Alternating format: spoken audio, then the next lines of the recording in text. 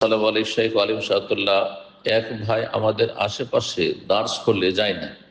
সে বলে যে আমি শেখ মতিউর রহমান মাদানির দার্স ফেসবুকে দেখি, এটা কি তার জন্য যথেষ্ট? না, এটা যথেষ্ট না যে শুধু ফেসবুকে বা ইউটিউবে সোশ্যাল মিডিয়াতে কারো বক্তব্য, আমার হোক অন্য কারো হোক, বক্তব্য শুনবি আর আশেপাশে দিনের দার্স ভালো আলেমরা দিচ্ছেন, ভালো আলেমরা দিচ্ছেন যাদের কাছ থেকে কিছু শিখতে পারবে, আর সেখানে হাজির হচ্ছে না, এটা অনেক নেকির কাজ থেকে বঞ্চিত থাকা। সরাসরি এলম হাসিল করার গুরুত্ব বেশি।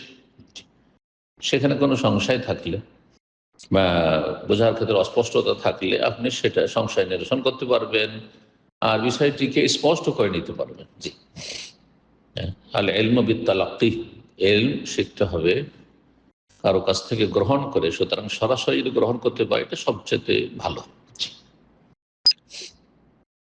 এটা কি তার জন্য যথেষ্ট বা এটাকে ঠিক?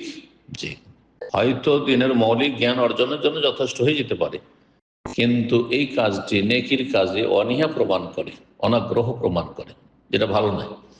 বরং তাকে উপদেশ দেব এবং তার জন্য উচিত হবে যে সে যেন দিনই দার্স যেগুলো হচ্ছে ভালো আলেমদের, সেগুলোতে উপস্থিত হয়, সেখান থেকে সরাসরি এলম শেখার চেষ্টা করে, আল্লাহ তৌফিক দান করে। তার সাথে সাথে সোশ্যাল মিডিয়াতে দিনের আলোচনাগুলি শুনবে এবং যেইভাবে দিনের সহি জ্ঞান অর্জন করা সম্ভব হয়, লেখাপড়ার মাধ্যমে অথবা শোনার মাধ্যমে, সরাসরি শোনার মাধ্যমে অথবা সোশ্যাল মিডিয়াতে শোনার মাধ্যমে। জি।